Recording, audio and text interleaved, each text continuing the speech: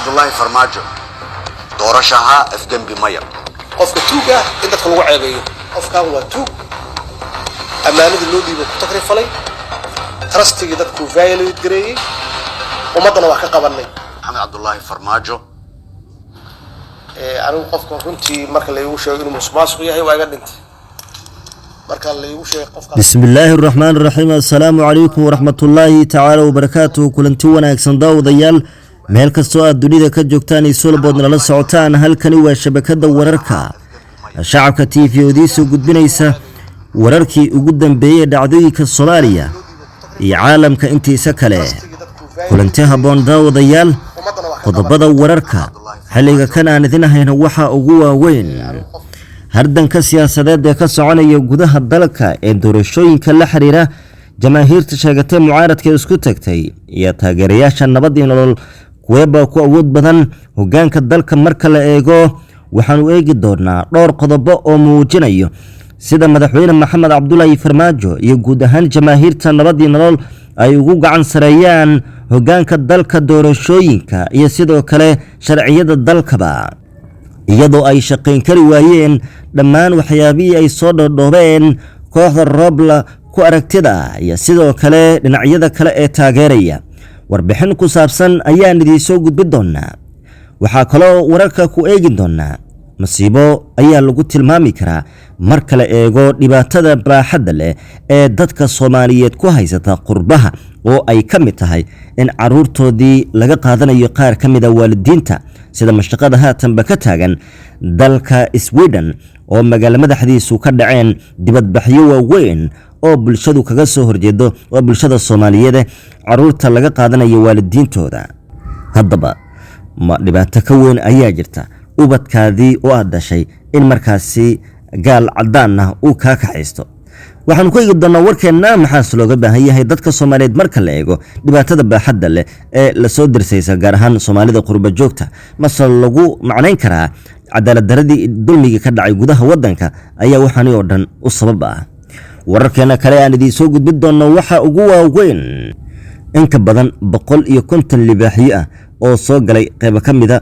gudaha dalka Soomaaliya si gaar ah 3 gobol oo ay kamid yihiin gobolada Galgaduud Hiiraan iyo sidoo kale ee dhinaca gobolka Mudug libaaxyadaasi oo la rumaysan yahay in ay kamid ahaayeen kuwii ka soo firdhoomay haddaba libaaxyadaasi cadadooda ayaan idin soo gudbin doonaa iyo qatarta oo laga digayo wararkeena kalena waxa ugu waaweyn faahfaahin dheeraad oo ka soo baxaya kulamo maalmihii la soo dhaafay ka dhacay magaalada Nairobi ee caasimadda dalka Kenya iyo Xasan Cali Kheyre oo laga soo celiyay dalka Mareykanka xil uu rabay in halkaasi uu kulamo uga qayb galo maxay tahay ujeedada ay dawladda Mareykanka Xasan Cali Kheyre ugu diiday gudaha dalkaasi warbixin ku saabsan ayaan idin soo gudbin doonaa qodobadaasi kuwa kale ayaan idin haynaa meel kastoo aad dunida ka joogtaan kulanti haboon ayaan u leenahay halkani waa shabakada wararka shacabka TV oo idin soo gudbinaysa wararkii ugu dambeeyay ee dhacdooyinka Soomaaliya iyo caalamka intiisa kale doodeedu waxay ku saabsan tahay daawadayaal waraygiina saliimka ku soo cabiri kartaan intaan warka iyaga ku guda jirno madaxweyne maxamed cabdullaahi farmaajo ayaa nasiib wanaag ka badbaaday isku dayo ay markale soo abaabuleen dalalka shisheeye iyo kuwa u adeegaya ee markaas inta badan ay ku fushadaan dantooda Soomaaliya ay ka leeyihiin inkastoo madaxweynuhu uu la kulmay culays siyaasadeed haddana marka la eego siyaasadda Soomaaliya iyo sharciyada iyo sidoo kale maqam ahaanba wuxuu wali u muuqdaa mid ku gacan sareeya hogaaminta dalka iyada oo markaasi kuwii dagaalka la galay aanay jirin waxa ay ka faa'iideen fawdadaasi madaxweynuhu ku sameeyeen iyo carqaladeentaasi haddaba sidaad u aragtaan guusha marka la gaaray madaxweyne maxamed cabdullaahi farmaajo ayaa daraygiina saliimka ku soo cabiri kartaan iyo qodobada kale ee warka channelka subscribe hadin ahaado muuqaalka like saara si faafiyo wararka oo gaarsiya dadweynaha kale ee Soomaaliyeed gobolba iyo goor kasta ku xirnaada shacabka TV aanu ku bilowno wararkaasi oo faahfaahsan sanadihii la soo dhaafay Soomaaliya waxaa laga dareemayay isqabad siyaasadeed oo aad u sareeya kaasi oo heer aad u sareeya gaaray isla markaana la arkay xitaa iyadoo mararka qaar ee awood gacan ka hadal ah la isku muquulinayay waxaa jirtay damina fara badan oo shisheeyuhu dusha ka soo riixeen oo lagu sameeyay Soomaaliya si loo hagardaameeyo geedi socodka dowladnimada Soomaaliya isla markaana Soomaaliya looga dhigo goob aan xasilooneyn isla markaana ay isaga jirto gacanta dalalka shisheeye ee beesha caalamka.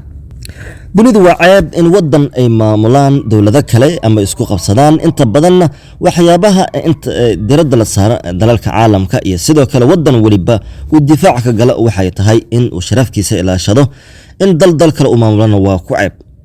dhacdooyinka dhacay oo kale waxaa ka mid ah in dagaalkii Soomaaliya la gashay dalalka shisheeye la arkayay kooxo siyaasiyiin oo horey xilal sare u soo qabtay haddana markaasi taageeraya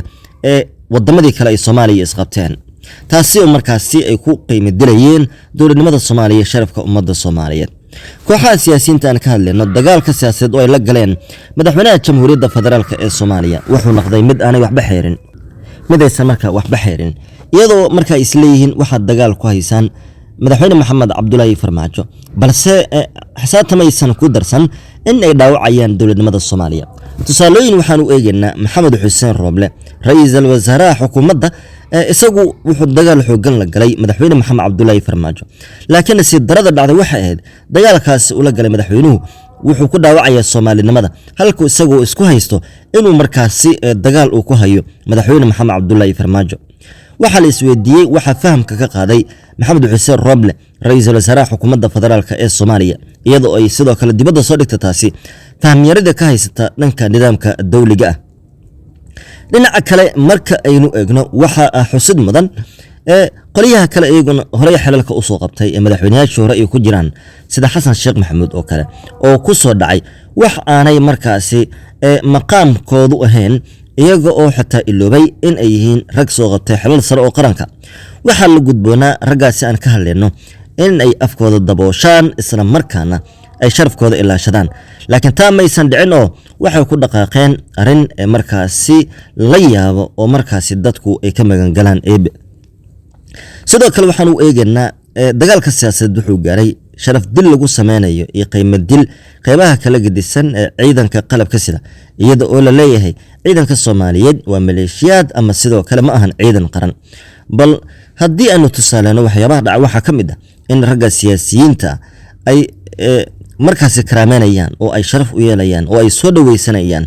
oo ay aaminayaan ama amaanayaan ciidamada shisheeye balse wiilasha Soomaaliyeed ee gabdhaha iyo sidoo kale iyo wiilasha kale ee ka mid ah ciidanka qalabka sida ay markaasi qiimahooda dilayaan iyaga oo taasi ugu gol leh inay markaasi dagaal kula galaan madaxweyne Maxamed Cabdullaahi Farmaajo ninka raba in dalkan madax uu ka noqdo balse haddana qiimo dilaya ciidanka Soomaaliyeed ee wiilasha gabdhaha ka kooban maxaa lagu tusaaleyn karaa miyuu noqon karaa mas'uul qaran sidaas ku maamul karaa ciidanka Soomaaliyeed uu shalay sida u aflagaadeeyay gafka inta leegna ugu geystay. su'aalahan iyo kuwa kale ayaa ka mid ah waxyaabaha ummadda Soomaaliyeed ay dhawaanahan isweydiinayaan maskaxdoodana ka guuxaya.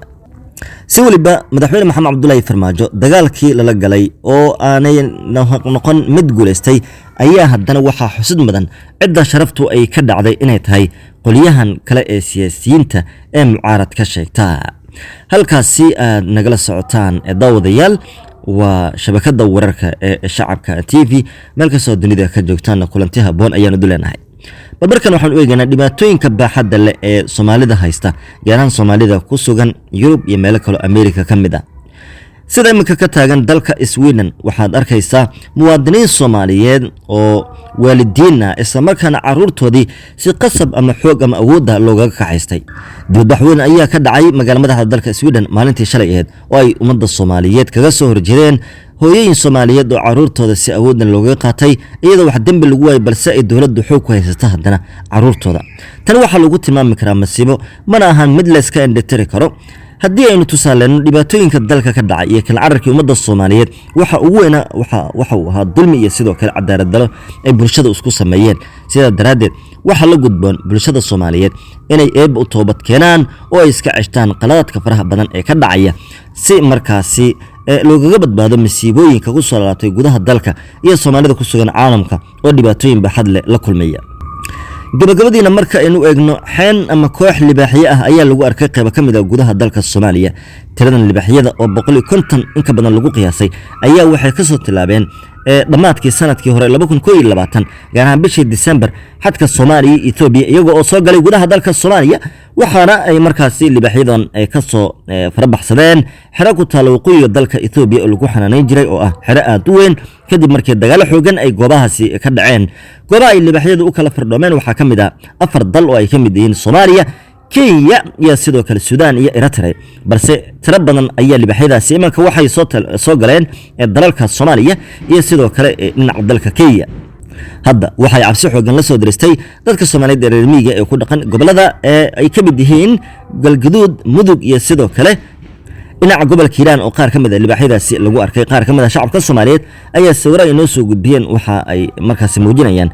libaxyada oo markaasi xanxan ama kooxo isku daba jooga iyadoo meelaha qaarna ay dhibaato ka geysan libaxyadu oo ay dadka xoololeyda ah ay bartilmaameedsadeen iyo dad beeraley ah tiro neefaf ari iyo lo iyo geel ayaa lagu soo ramayaa in libaxyadaasi ay ku cunaan dhinaca gobolka Galgaduud gaar ahaan deegaanada dhanka xadka u dhow warkii aad kala socoteen daawadayaal shabakada wararka shacabka TV waqtigan waa naga inta waad ku maasantii daawashada wararkeena gobol ay kasta ku xidhnaada shacabka TV ee soo gudbinaya warar sugan oo xaqiiqda ku salaysan waa inoo qaybaha kale ee wararka daawadayaal nabadgelyo ayaan idin leenahay